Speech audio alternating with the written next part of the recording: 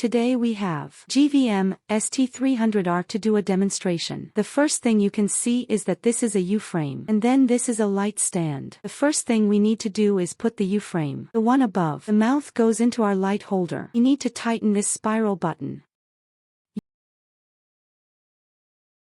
U-frame, it has two mounting methods. You can see the mouth of the frame. It has two holes. We can mount it vertically. It can also be mounted head up. We are the same after the head up installation. Tighten our screw buttons. What about this time? Our U-frame has been installed. What about our lamp? It can be rotated 360 degrees. The ST300R is a two-headed lamp, so it's going to have two beads. This is a two-color temperature bead. When I turn it around, what we see is an RGB lamp bead. First, you can see here. It's a protective cover that comes with it. This protective cover we attach to the lamp bead. What does the shield do? Is to get our lights in transit. It has a protective effect. Avoid lamp bead damage. This is the ST300R. It comes with an extra control box. And then you need to put this hard clamp, mount it on the tripod, and then install the control box in. Our power clamp on. After the power clamp is installed, we attach the control box to the power clamp. You can see it here. The power clip has a silver clasp. If we were to take this control box off, you need to push the buckle in. Pull out the control box after pressing in. This lamp has a wire attached to it. The connection wire is used for. It provides a connection to the control box and the lamp. This connecting wire. After connecting the control box, we tighten this silver circle. The next installation is the power cord. When the power cord is connected, let's turn on our main switch first. When the main switch is on, just flip the switch on the control panel. There is an on and an off in English. We're going to long press. When we get started, you arrive at a two-color temperature pattern. This is a mode key. Press the mode key to switch between different modes. There are 7 modes in total. First of all, the first one is the two-color temperature mode. The second is color adjustment. The third is the color card. The fourth is RGB primary color adjustment. The fifth is light source matching. The sixth is two-color temperature lamp effect. Number 7 is RGB light effect.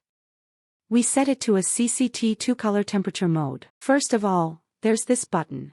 This is the button to select one of our brightness. The highest number is 100. The higher the number, the more light it has. Let's adjust some color temperature options. The lowest color temperature is 2700. The maximum is 7500. The second color adjusts a pattern. The first thing you can see, the following is marked in English. It's labeled which area our knob corresponds to. The first brightness adjustment key. Likewise, the higher the number, the brighter it will be. Second hue. It's a stepless adjustment that goes from 0 degrees to 360 degrees. The third is saturation. His lowest is 0. The highest is 100. When the saturation goes to 0, how can we adjust one of its hues anyway? It doesn't show any color. So in the process of color mixing, saturation cannot be adjusted at 0. The interface of the swatches. And also the first key, it can adjust its brightness. The first key in swatches mode. It has another function. Click on it to go to the color tabs. When you focus on the main heading above, we can switch.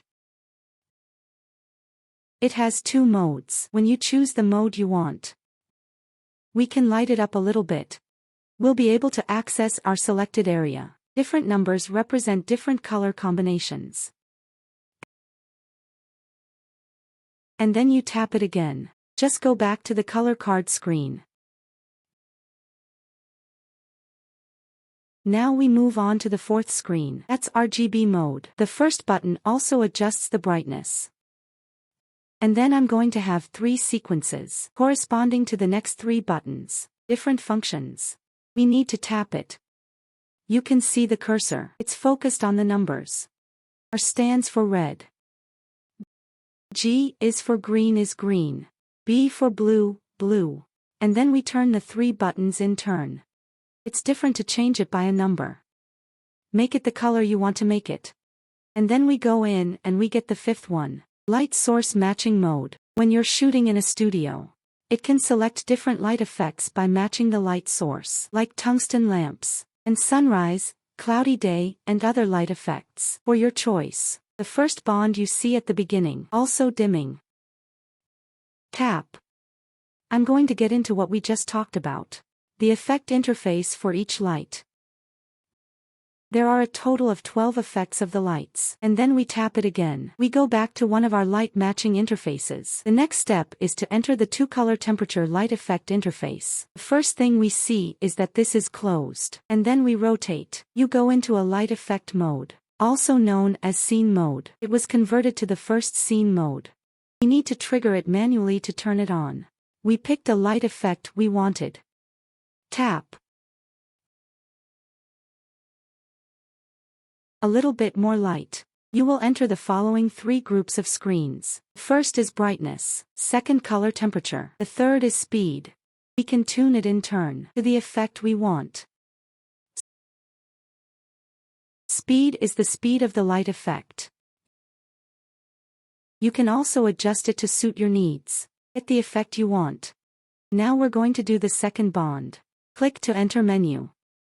There are different mode options. The first to enter was the DMX control.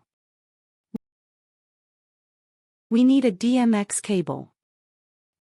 Then plug the cable into our DMX jack. This allows access to DMX control. You can adjust the desired parameters on this. The second is the curvilinear dimming mode. There are 4 different curves. Linear exponential form, logarithmic type, S-type. The third is to enter the optical frequency adjustment mode. When you shoot with a high-speed camera, you can adjust parameters on this screen. So what we're going to do is Bluetooth reset mode. When your lights don't connect to your phone, you can reset the Bluetooth status. Open the phone connection again after the reset. Next comes fan mode into the control box. The first one is automatic. The second is mute. The third is high-speed fan motion. The next entry is LED display settings. The first window is the brightness settings. The highest number is 10 and the lowest is 0. Another tap will switch it to standby mode. Always on means always on. It goes into standby mode every 10 seconds. When the last menu is displayed, it represents the entire control box. Enter a factory restore setting. Tap. It will revert to its original factory settings. Let's say we go out and shoot with this light. We don't have a power cord. We need 2 V-shaped batteries. Power it up. This is the ST300R. A 300-watt light requires 2 batteries to be installed simultaneously. Make sure both batteries are charged at the same time. Can only start. First click on the app. And then we can see option to add a device. Let's just add. You can see the GVM ST300R. We choose to check the box, and then add. Wait a few seconds on the way to add. See connection successful. Alright. Now, we already have the annotation of ST300R. This is when you can connect. Once connected, you can see that there are 3 options. The first is to go to the console. The second is to name our lamp. And the third one is you can remove it. Then connect the other options.